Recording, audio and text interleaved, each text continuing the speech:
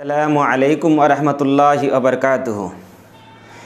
এই রমজান মাস পবিত্র মাস।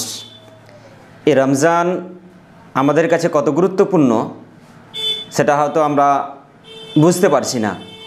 এই রমজান মাস আল্লাহ তাআলা আমাদের জন্য নিয়ামত পূর্ণ করে নাজিল করেছেন। এই রমজান মাস আমাদের কাছে বরকতময় মাস।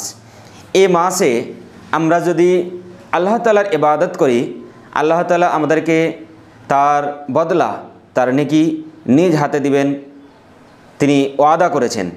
এই রমজান মাসের গুরুত্ব ও ফজিলত সম্পর্কে আপনাদের সামনে আলোচনা পেশ করবেন বাংলাদেশের সুবিখ্যাত আলেমে দ্বীন ইসমাইল বুখারী হাফিজাহুল্লাহ।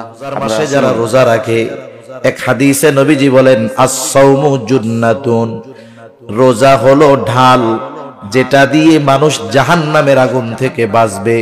শত্রুর অস্ত্রের আঘাত থেকে যেমন ঢালের মাধ্যমে মানুষ নিজেকে রক্ষা করে, রোজাদার রোজার মাধ্যমে জাহান্নামের আগুন থেকে নিজেকে বাঁচাতে পারবে। শুধু তাই না যে রোজা রাখবে রোজাদার, নবীজি সাল্লাল্লাহু আলাইহি ওয়াসাল্লাম বলেন ইন্না ফিল জান্নাতি বাবান ইউকালু লাহুর রায়্যান, জান্নাতের মধ্যে একটা দরজা আছে যেটার নাম হলো রায়্যান। এটা স্পেশাল ভাবে শুধুমাত্র রোজাদারদের জন্য। নবীজি জানায়া দেন ওই জান্নাতের গেট থেকে ফেরেশতারা ডাকবে ফা আইনাস সাইমুন, কোথায় রোজাদারেরা, কোথায় রোজাদারেরা। শুধুমাত্র রোজাদারদের জন্য স্পেশালিটি। নবীজি বলেন এইভাবে জান্নাতের দরজা থেকে রোজাদারদেরকে আহ্বান করা হবে। এইবার যখন রোজাদারেরা ওই জান্নাতের গেট দিয়ে ঢুকে যাবে, দরজা আটকায় দেওয়া হবে, আর কাউকে এই জান্নাতে ঢুকতে দেওয়া হবে না। ওয়া ইন্নামা তুওয়াফাউনা উজুরাকুম ইয়াওমাল কিয়ামাহ ফামান যুহজিহা আনিন নার ওয়া উদখিলাল জান্নাতা ফাকাদ ফাজ। আল্লাহ রাব্বুল আলামিন বলেন কিয়ামতের দিন মানুষকে তার দুনিয়ার কর্মের পূর্ণ প্রতিদান দেওয়া হবে। ফামান যুহজিহা আনিন নার, যাকে জাহান্নাম থেকে বাঁচানো হবে, আগুন থেকে বাঁচানো হবে। ওয়া উদখিলাল জান্নাতা ফাকাদ ফাজ, জান্নাতে প্রবেশ করানো হবে, আগুন থেকে বাঁচানো হবে। আল্লাহ তাআলা বলেন ফাকাদ ফাজ, সে সফল হয়ে যাবে। তার মানে যে জান্নাতি সে সফল, যে জাহান্নামী সে ব্যর্থ। কারণ দুনিয়ার মধ্যে মানুষের আমলের প্রতিদান আল্লাহ তাআলা কিয়ামতের ময়দানে দিবে। দুনিয়ার মধ্যে যারা নেক আমল করবে, ঈমানের সাথে থাকবে, তারা তো জান্নাতি। যারা এগুলোর সাথে নাই তারা জাহান্নামী। আল্লাহ তাআলা ব্যাপক কথাগুলোকে সংক্ষিপ্ত সারে আমাদেরকে জানায় দেন কারা জাহান্নামী, কাদের আবাসস্থল হবে জাহান্নাম। আল্লাহ তাআলা বলেন ফাআম্মা মান তাগা ওয়া আসারাল হায়াতাদ দুনিয়া ফাইন্নাল জাহিমা হিয়াল মাওয়া। আল্লাহ রাব্বুল আলামিন এখানে দুটো কারণকে সামনে আনছেন। আল্লাহ রাব্বুল আলামিন বলেন ফাআম্মা মান তাগা, যে সীমা লঙ্ঘন করলো, সীমা লঙ্ঘন করলো, সীমা লঙ্ঘন করলো। সীমাটা কি? আপনারা জেনে থাকবেন ভারতের সাথে আমাদের একটা বর্ডার আছে না নাই? চতুর্দিক দিয়ে তার কাটার বেড়া আছে বেশিরভাগ জায়গায়। এই সীমানার দ্বারা বোঝা যায় এটা বাংলাদেশের এরিয়া, ওইটা ভারতের এরিয়া। বলেন তো কোন ব্যক্তি ভিসাবিহীন, পাসপোর্টবিহীন তথা ভারতীয় হাই কমিশনের অনুমতিবিহীন তাদের দেশে যদি সে প্রবেশ করে, তাহলে এই প্রবেশটা বৈধ নাকি অবৈধ? একটু চিন্তা করেন। আমাদের দেশেরও যেমন একটা সীমানা আছে, সীমা আছে, শরীয়তেরও এরকম একটা সীমা আছে। শরীয়তে আল্লাহ রাব্বুল আলামিন তার আদেশ নিষেধের একটা সীমানা দিয়ে দিয়েছেন। যেমন সীমানা কি? আল্লাহ তাআলা আদেশের মাধ্যমে কিছু সীমানা দিয়েছেন, নিষেধের মাধ্যমে কিছু সীমানা দিয়েছেন। আদেশ, বান্দা নামাজ পড়ো, কেউ যদি এই আদেশ মান্য করে সে শরীয়তের সীমার মধ্যে থাকলো, সে নিরাপদ। কিন্তু কেউ যদি এই আদেশ অমান্য করে নামাজ না পড়ে সে সীমা লঙ্ঘন করলো। সীমা লঙ্ঘন করলে, যেমন আমরা দেশের সীমানা যদি অন্যায়ভাবে অতিক্রম করি, ভারতীয় বিএসএফ যদি গুলি করে দেয়, ধরে নিয়ে যায়, তাহলে তেমন কিছু বলার থাকে না। অনুরূপভাবে নামাজ পড়তে হবে, আদেশ, এটা শরীয়তের সীমা। যদি কেউ না পড়ে সে সীমা লঙ্ঘনকারী। আল্লাহ তাআলা বললেন, বান্দা হারাম খায়ও না, হারাম না খাওয়া এটা শরীয়তের সীমা। কেউ যদি খায় তাহলে সীমা লঙ্ঘনকারী। এক কথায় আল্লাহ রাব্বুল আলামিনের যত আদেশ নিষেধ আছে সব কিছু যে মান্য করে সে শরীয়তের গণ্ডির মধ্যে থাকে, সে সীমা লঙ্ঘনকারী হয় না। সেজন্য আল্লাহ রাব্বুল আলামিন বললেন, ফাআম্মা মান তাগা, যে শরীয়তের সীমা লঙ্ঘন করে। এখন অনেকগুলো প্রশ্নের সংক্ষিপ্ত জবাব আল্লাহ রাব্বুল আলামিন দেন। তাহলে মানুষ কেন শরীয়তের সীমা লঙ্ঘন করে তথা আল্লাহ তাআলার আদেশ নিষেধ অমান্য করে? আল্লাহ তাআলা দ্বিতীয় কারণ হিসাবে বলেন, ওয়া আসারাল হায়াতাদ দুনিয়া, আর যারা দুনিয়ার জিন্দেগিকে প্রাধান্য দেয়। তার মানে সীমা লঙ্ঘন কেন করে মানুষ? দুনিয়ার হায়াতকে প্রাধান্য দেওয়ার কারণে। আপনি দুনিয়ার যত অপরাধ আছে, অন্যায় আছে, সব অপরাধগুলো যদি বিশ্লেষণ করেন, কেন মানুষ অপরাধ করে, কেন মানুষ সুদ খায়, কেন মানুষ ঘুষ খায়, কেন মানুষ অপরের হক মেরে খায়, কেন মানুষ অপরের উপরে জুলুম করে, কেন মানুষ মিথ্যা কথা বলে, এই ধরনের সব অপরাধগুলো যদি বিশ্লেষণ করেন, সব অপরাধের পিছনে যত কারণ থাকবে এর সাথে একটা কমন কারণ থাকবে, দুনিয়ার মহব্বত। মানুষ দুনিয়াকে পাওয়ার জন্য সব অপরাধ করে। একটু নিজে নিজে চিন্তা করবেন, আমার একটা বলার মতো সময় নাই।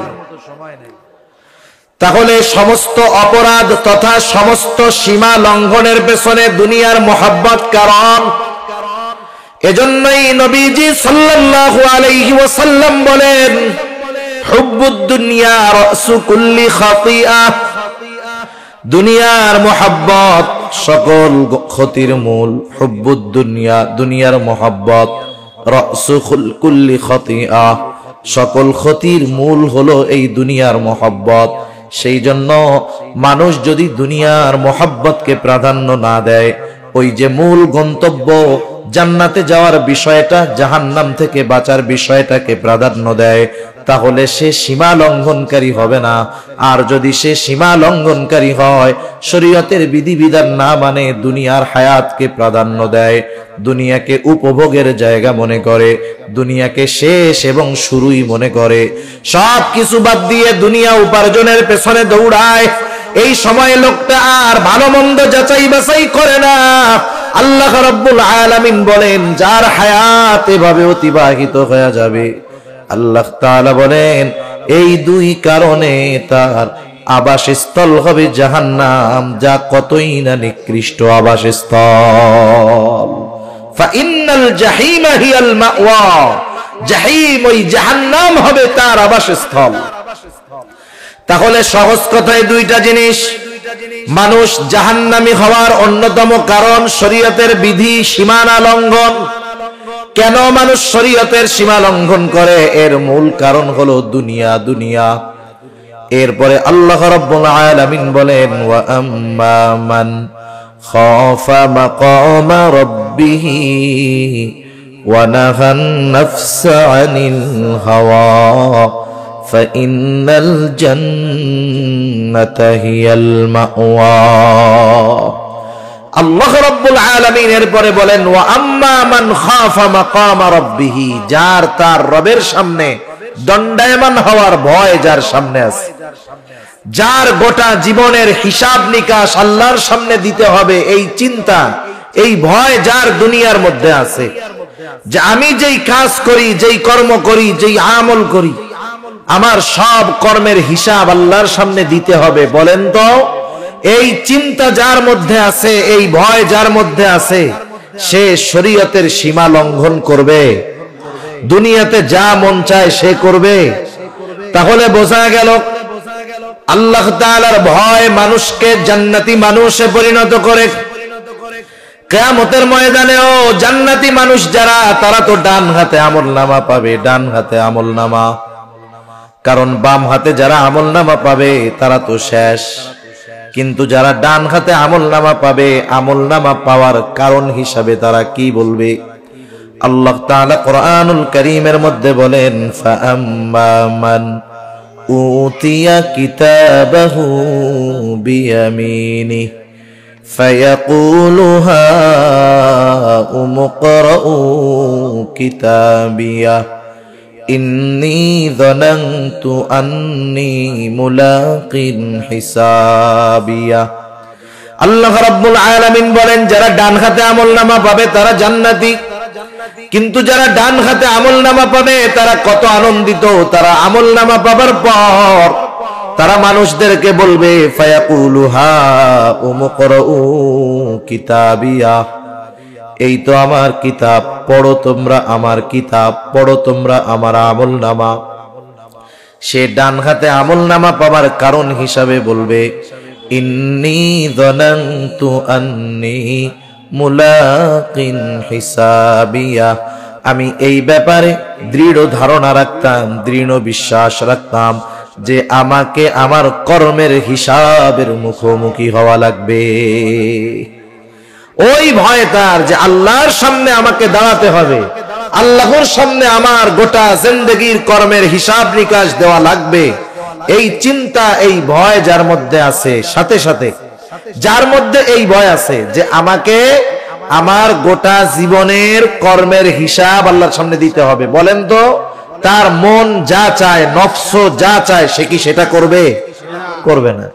কারণ নফস হলো এমন এক জিনিস, ওইটা ভালো কাম সহজে করতে চায় না, ও মন্দ কাজ করতে চায়, গোনার দিকে টানে। দুই দিকে ভয়, যদি গোনায় যাই আমি আল্লাহর সামনে কি বলবো, করি আল্লাহর সামনে কি বলবো। এজন্য আল ঈমানু বাইনাল খাউফি ওয়ার রাজা, আশা এবং ভয়ের মাঝে ঈমান। এই যে ভয় হবে যে আল্লাহর সামনে কি বলবো, ওই দিক দিয়ে শয়তানে অন্তরে ওয়াসওয়াসা দিবে, আরে একবার আয় না, অসুবিধা কি, মাফ চাইলে তো আল্লাহ মাফ করে দিবে। কিন্তু না, সে আল্লাহর সামনে দণ্ডায়মান হওয়াকে প্রাধান্য দিবে। মন যা চাইবে, চাইতে পারে অনেক কিছু, কিন্তু সে আল্লাহর ভয়ে করবে না। মনে করেন অনেক সময় অনেক জিনিস আছে আমাদের সামনে, দেখতে মন চায়, ধরতে মন চায়, নিতে মন চায়। ওই দিক দিয়ে যদি বলা হয় যে তুমি ওইটা ধরতে পারবা, নিতে পারবা, কিন্তু টাচ করলেই গুলি তোমার গায়ে লাগবে, ধরলেই গুলি গায়ে লাগবে, বলেন তো ওইটা তো ধরতে মন চায়, ধরলে কি লাগবে? ধরবেন আপনি? মন তো চাইতেছে, ধরবেন না কেন? কারণ ধরলে কি আসবে? আঘাত আসবে। এই বিষয়টাই মনে রাখতে হবে। মন বহুত কিছু চাইতে পারে, কিন্তু মনের চাওয়া অনুযায়ী কিছু করা যাবে না। চিন্তা করতে হবে, আমাকে আল্লাহর সামনে দাঁড়াতে হবে। এ কথাই বলতেছে আল্লাহ তাআলা, ওয়া আম্মা মান খাফা মাকামা রাব্বিহ, যে তার রবের সামনে দণ্ডায়মান হওয়াকে ভয় করে, ওয়া নাহান নাফসা আনিল হাওয়া, আর মন যা চায় তা করে না, বরং আল্লাহ যা চায় সেটা করে, ফা ইন্নাল জান্নাতা হিয়াল মাওয়া, তার আবাসস্থল হবে জান্নাত। সেজন্য এক নম্বরে আমরা যদি জান্নাতি হতে চাই, আল্লাহর সামনে দণ্ডায়মান হওয়াকে ভয় করতে হবে। হাজারো বিষয় আমার আপনার সামনে আসতে পারে, কিন্তু চিন্তা করতে হবে আল্লাহর ভয়, আল্লাহর ভয়। এক যুবকের ঘটনা আমি আপনাদের শুনাই। কিতাবের নাম হলো মান আশা বাদাল মাউত, লিখছেন প্রসিদ্ধ মুহাদ্দিস আবু বকর ইবনে আবিদ দুনিয়া। তিনি এই কিতাবের মধ্যে একটা যুবকের ঘটনা বর্ণনা করেছেন। সেই যুবক হযরত ওমর রাদিয়াল্লাহু তাআলা আনহুর সময়ের যুবক। যুবকটা হযরত ওমর রাদিয়াল্লাহু তাআলা আনহুর কাছে সব সময় থাকতো। কাছে বসতো, পাশে বসতো। ওই যুবকের ছিল একটাই আপনজন, তার বাবা। তার বাবা বাড়িতে থাকতো। সে বাবার যা কিছু প্রয়োজন, সব কিছু প্রয়োজন মিটায়া সে আবার মসজিদে নববীর মধ্যে অবস্থান করত। এই যুবক যখন বাসা থেকে মসজিদে নববীতে আসা যাওয়া করত, ওমরের দরবারে আসত। এই রমজান মাস গুরুত্বপূর্ণ মাস, এই রমজান মাস বরকতময় মাস। তাই আপনারা এই ভিডিওটি সকলে সম্পূর্ণ মনোযোগ দিয়ে শুনুন। তাই দিত না, এভাবে চলতেছে দুনিয়া। হঠাৎ করে একদিন যুবক ওই মহিলার ফাঁদে পড়ে গেল, শয়তানের ধোকায়। যুবকটা যখন ঘরের মধ্যে চলে গেল, অন্দরমহলে মহিলা নিয়ে গেল। এইবার মহিলার আজকে আনন্দের দিন, এতদিনের চাওয়া পাওয়া পূর্ণ হওয়ার মতো অবস্থা। মহিলা তার গোলামকে ডাক দিয়া পাঠায় দিছে, বাজারে যাও, ভালো মন্দ ফল কিনে আনো, সুগন্ধি কিনে আনো। আজকে আমি আমার কাছের পছন্দের মানুষকে পেয়ে গেছি, কথা হবে, গল্প হবে। যুবকটা তো শয়তানের ধোকায় পড়ে ভিতরে ঢুকে গেছে। এইবার যখন ওই মহিলা যুবকের নিকটে আসতে গেছে, যুবকটা হঠাৎ করে অজ্ঞান হয়ে জমিনের উপরে পড়ে গেল। এইবার নড়াচড়া দেয়, কিরে খোঁজ খবর নাই, হুশ তো ফিরে না। এইবার গোলাম যখন ফিরে আসছে, যুবক তো অজ্ঞান, হুশটুস নাই, বোঝা যায় না বেঁচে আছে নাকি মারা গেছে। মহিলার অন্তরে যেই আনন্দ ছিল, মুহূর্তের মধ্যে চিন্তায় পরিণত হয়ে গেছে। এইবার রাতের বেলা যুবকটাকে দুজনে ধরাধরি করে এইবার ওই যুবককে তার ঘরের সামনে শোয়ায় রাখছে, ফালায় রাখছে। প্রতিদিন এশার নামাজের পরে যুবক বাবার ঘরে আসতো, খাওয়া দাওয়া করতো, বাবার যা প্রয়োজনীয়তা সব সেরে আবার সে মসজিদে চলে যাইতো। কিন্তু আজকে তো আর বাসায় আসে না, কারণ বাসায় ঢোকার আগে শয়তানের ঢোকায় পড়ে যুবক ভিতরে চলে গেছে। এইবার বাবাও চিন্তা করতেছে, কি ব্যাপার, রাত দীর্ঘ হয়, ছেলে কেন আসে না। বাবা ছেলেকে খুঁজবার জন্য যখন দরজা খুলে বাহির হয়, দেখে সামনে তার কলিজার টুকরা সন্তান অজ্ঞান হয়ে পড়ে আছে। যুবক ওই মহিলা যে তাকে ডিস্টার্ব করে কাউকে কথা বলে নাই, কেউ জানে না, অজ্ঞান হয়ে পড়ে আছে। এইবার যুবকের বাবা লোকজনকে ডাক দিয়া যুবকটারে ঘরের মধ্যে আনলো। ঘরের মধ্যে আনার পর যখন তার সামান্য হুঁশ ফিরল, মানুষেরা জিজ্ঞাসা করতেছে, হে যুবক, কি হলো, কেমন করে তুমি এই জায়গায় অজ্ঞান হয়ে পড়েছিলা, কি ঘটেছে তোমার সাথে? যুবকটা কান্না করে কিছু বলে না। দীর্ঘ সময় পর বলতেছে, এই ঘটনা, আমি তো এই মহিলার ফাঁদে পড়ে গেছি, শয়তানের ধোকায় পড়ে গেছি। কিন্তু যখন আমি মহিলার ঘরের ভিতরে নিয়ে গেল আমাকে, আমি হঠাৎ করে অজ্ঞান হয়ে গেলাম। এরপরে আমার আর কিছু মনে নাই। ওই জায়গায় একজন বিচক্ষণ বুদ্ধিমান লোক, সে যুবককে প্রশ্ন করে, যুবক, তুমি যে মহিলার ঘরের অন্দরমহলে গেলা, সেখানে সে আর তুমি ছাড়া কেউ ছিল নাকি? বলে না। তাহলে কেমন করে তুমি ওই অবস্থার থেকে ফিরে আসলা? যুবকটা বলতেছে, আমি যখন ওই মহিলার একেবারে কাছাকাছি চলে গেলাম, হঠাৎ করে আমার কোরআনুল কারীমের একটা আয়াত মনে পড়ে গেল। এইবার লোকটা বলে, কোন আয়াত? এইবার লোকটা বলতেছে, কোন আয়াত? যুবকটা বলে, আয়াতটা হলো, ইন্নাল্লাযীনা তাকাউ ইযা মাসসাহুম তাইফুম মিনাশ শাইতানি তাযাক্কারু ফাইযা হুম মুবসিরুন।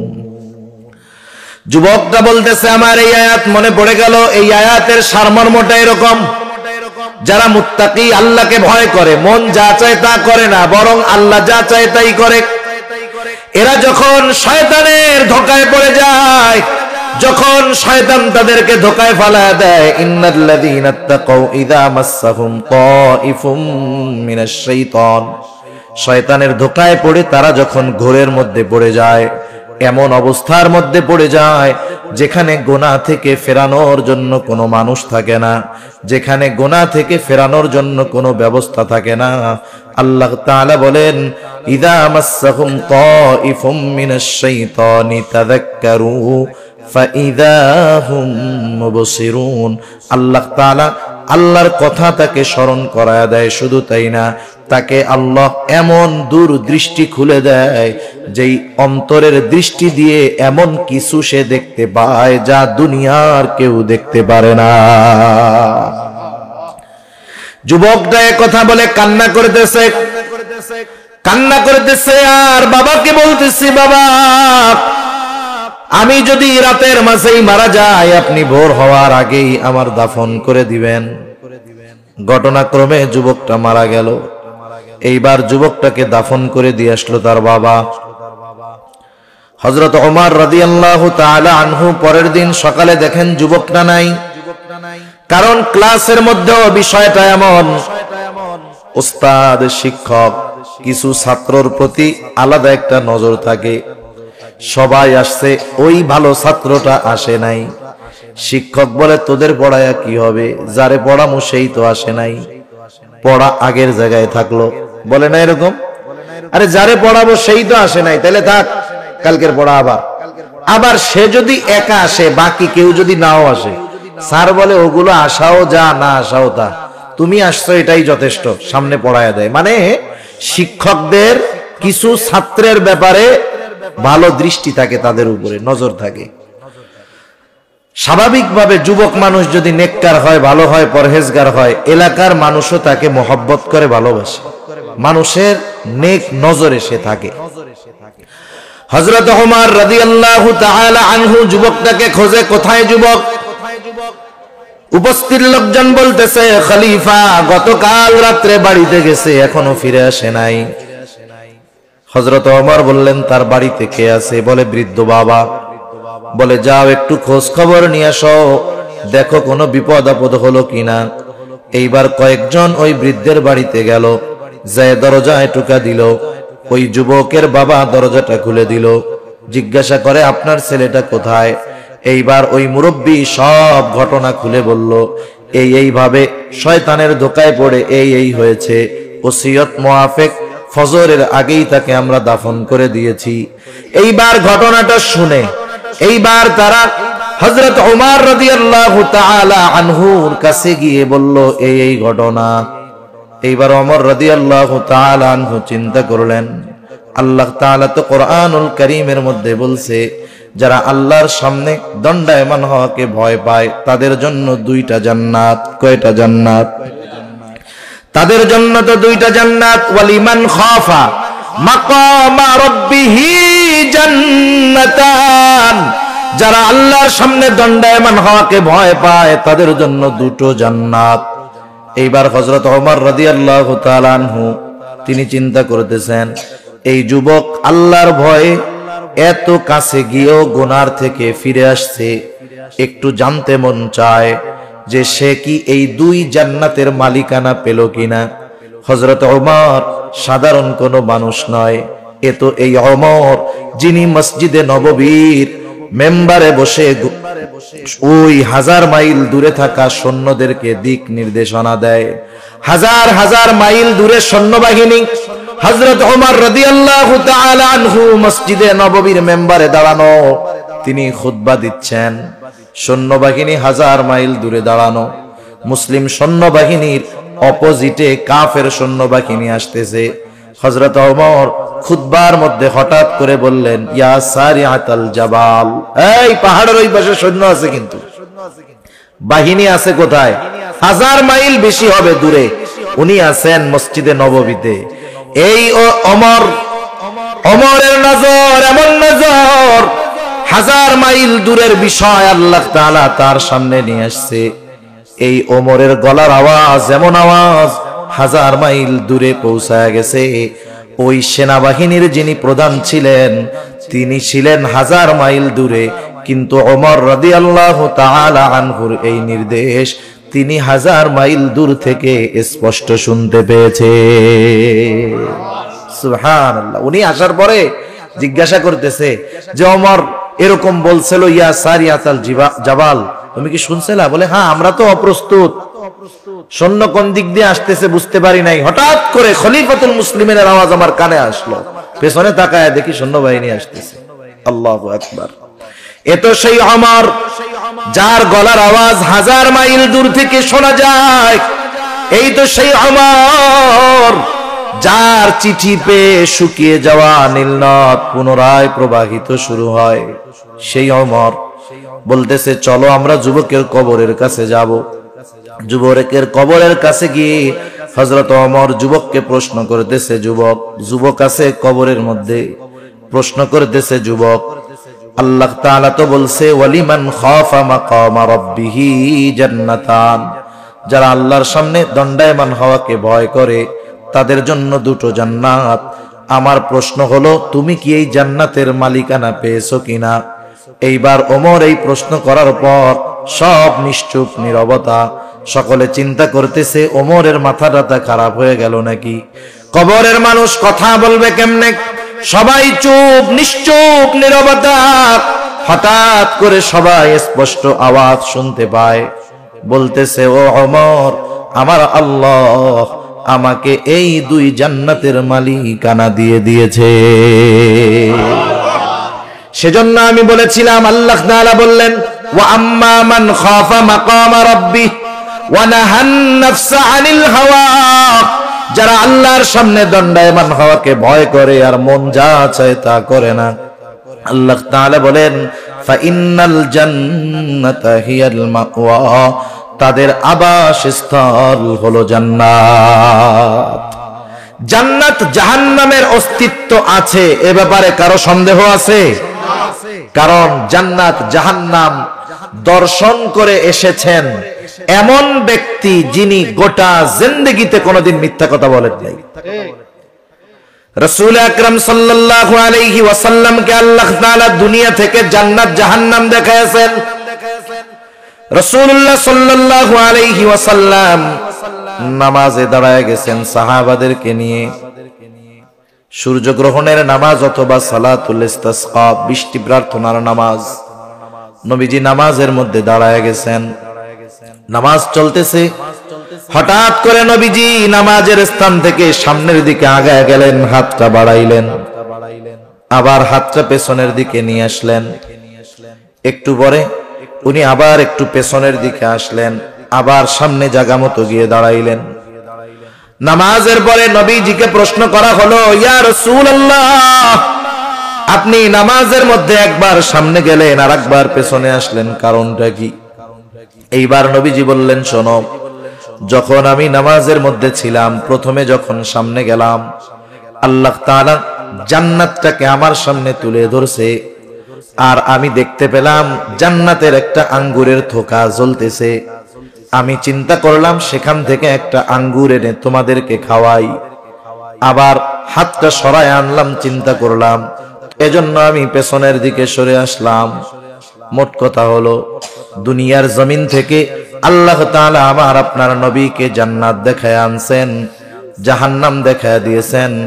সাথে সাথে আল্লাহ রাব্বুল আলামিন আমার আপনার নবীকে মেরাজে নিয়ে জান্নাত এবং জাহান্নামের সব অবস্থা আল্লাহ তাআলা দেখায় আনছে। সেজন্য আমরাও জান্নাতে যেতে চাই, আমরাও জাহান্নাম থেকে বাঁচতে চাই। আমি জান্নাতের নাজ নেয়ামতের বর্ণনাও বলবো না, জাহান্নামের কষ্টের কথাও বলবো না। শুধু এগুলো পাওয়ার জন্য কি করণীয়, বাঁচার জন্য কি করণীয়, আমি 2-4টা কথা বলে শেষ করে দিব। জান্নাত যদি পেতে চাই কি করণীয়? জান্নাত যদি চাই আমরা, হাদিসের মধ্যে আসছে নবীজি সাল্লাল্লাহু আলাইহি ওয়াসাল্লাম বলেন, তোমরা আল্লাহ তাআলার কাছে জান্নাতুল ফেরদাউস চাইবা, কারণ জান্নাতুল ফেরদাউস হলো স্পেশাল জান্নাত। রাসূল আকরাম সাল্লাল্লাহু আলাইহি ওয়াসাল্লাম জানায় দিয়েছেন, জান্নাতুল ফেরদাউস চাইবা। জান্নাতুল ফেরদাউস যদি চাই আমাদের কি দরকার? আল্লাহ তাআলা বলেন, ইন্নাল্লাযীনা আমানু ওয়া আমিলুস সালিহাত কানাত লাহুম জান্নাতুল ফিরদাউসি নুজুলা। জান্নাত পাওয়ার জন্য 2টো জিনিস দরকার। 1 নাম্বার ঈমান দরকার, শিরিক মুক্ত ঈমান। 2 নাম্বার দরকার আমলে সালেহ, তথা ওই আমল যেই আমল একমাত্র আল্লাহর জন্য করা হয়, এই আমল দরকার। এটা হতে পারে নামাজ, এটা হতে পারে রোজা, এটা হতে পারে যাকাত। সেজন্য প্রত্যেকটা নেক আমল যেটা আল্লাহর জন্য করা হয়, এটা জান্নাতে যাওয়ার জন্য সহায়ক। যেমন সামনে অল্প কিছুদিন পর আসতেছে রমাদান মাস, রোজার মাস। রোজার মাসে যারা রোজা রাখে, এক হাদিসে নবীজি বলেন আস-সাওমু জুন্নাতুন, রোজা হলো ঢাল, যেটা দিয়ে মানুষ জাহান্নামের আগুন থেকে বাঁচবে। শত্রুর অস্ত্রের আঘাত থেকে যেমন ঢালের মাধ্যমে মানুষ নিজেকে রক্ষা করে, রোজাদার রোজার মাধ্যমে জাহান্নামের আগুন থেকে নিজেকে বাঁচাতে পারবে। শুধু তাই না যে রোজা রাখবে রোজাদার, নবীজি সাল্লাল্লাহু আলাইহি ওয়াসাল্লাম বলেন ইন্না ফিল জান্নাতি বাবান ইউকালু লাহুর রায়্যান, জান্নাতের মধ্যে একটা দরজা আছে যেটার নাম হলো রায়্যান। এটা স্পেশাল ভাবে শুধুমাত্র রোজাদারদের জন্য। নবীজি জানায়া দেন ওই জান্নাতের গেট থেকে ফেরেশতারা ডাকবে ফাআইনাস সাইমুন, কোথায় রোজাদারেরা, কোথায় রোজাদারেরা? শুধুমাত্র রোজাদারদের জন্য স্পেশালিটি। নবীজি বলেন এইভাবে জান্নাতের দরজা থেকে রোজাদারদেরকে আহ্বান করা হবে। এইবার যখন রোজাদারেরা ওই জান্নাতের গেট দিয়ে ঢুকে যাবে, দরজা আটকায় দেওয়া হবে, আর কাউকে এই জান্নাতে ঢুকতে দেওয়া হবে না। তাহলে আমি যে কথা সোজা বলতে চাচ্ছি যে আমাদের ঈমানকে পরিশুদ্ধ করা, সাথে সাথে নেক আমল করা, নামাজ, রোজা, হজ, যাকাত, যত ভালো কাজ আছে সব ভালো কাজগুলা হলো জান্নাতে যাওয়ার পাথেয়। মনে রাখবেন, মানুষের কিন্তু ভালো কাজ করার জন্য নফস সায় দেয় না, কিন্তু নফস যদি বলে আরে ফজরের নামাজে উঠা কষ্ট করে নামাজ পড়বি, আর একটু শুয়ে দেখ, নফসে তো এটা বলবে। কিন্তু আমি কি নফসের তাবেদারি করব না আল্লাহর হুকুম মানব? নফসের সাথে লড়াই করতে হবে আমাদের। তাহলে কি হবে? জান্নাতে যাওয়া সহজ হবে। এবার জাহান্নাম থেকে বাঁচার জন্য কি করণীয়? হায় হায়, জাহান্নাম তো কঠিন এক জায়গা। মানুষ মৃত্যুর পরে, হাদিসের মধ্যে আসছে, কারো কবর হয় জান্নাতের বাগান, কারো কবর হয় জাহান্নামের গর্ত। কারো কবর হয় জাহান্নামের গর্ত, কারো কবর হয় জান্নাতের বাগান। যার কবর জান্নাতের বাগান হবে সে মনে করবে এটাই মনে হয় জান্নাত, খুশির ঠেলায় মনে করবে আমি তো জান্নাতে চলে আসছি। এবার ফেরেশতা এসে বলবে আরে না মিয়া, এটা জান্নাত না, তোমার আসল অবস্থান স্থল জান্নাত, সেটা তো তুমি আরো পরে পাবা। কিয়ামত কায়েম হবে, এরপরে তোমাকে তোমার আসল ঠিকানায় দেওয়া হবে। আর তুমি যেটা দেখতেছো এটা জান্নাতের তুলনায় কিছুই না। অথচ সে মনে করতেছিল জান্নাত, কারণ এর চাইতে নেয়ামতের কিছু আর হতে পারে না। আবার কারো কারো কবর হবে জাহান্নামের গর্ত, কারো কবর হবে জাহান্নামের গর্ত। সে মনে করবে এটাই মনে হয় জাহান্নাম। তাকে জানানো হবে না তোমার আসল আবাসস্থল তো এটা নয়, জাহান্নামের শাস্তির তুলনায় তোমার কবরের এই শাস্তি কিছুই না। এইবার ওই লোকটা বলবে আল্লাহ আপনি কিয়ামত কায়েম কইরেন না, আপনি বিলম্ব করেন। শুধু তাই না, এই যার কবরে আযাব হচ্ছে সেও তো কিয়ামতের ময়দানে উঠবে না? কিয়ামতের ময়দানে উঠে কিয়ামতের ময়দানের অবস্থা দেখে সে কবরে আযাবের কথা ভুলে যাবে। একটার চাইতে আরেকটা কঠিন, একটার চাইতে আরেকটা কঠিন। সে যখন হাসরের ময়দানে উঠবে মনে করবে আমি কবরের মধ্যে ঘুমায়াছিলাম। এজন্য কি বলবে জানেন? মাম বাআসানা মিন মারকাদিনা, কে আমাদেরকে আমাদের অবস্থান স্থল থেকে জাগায়া দিল।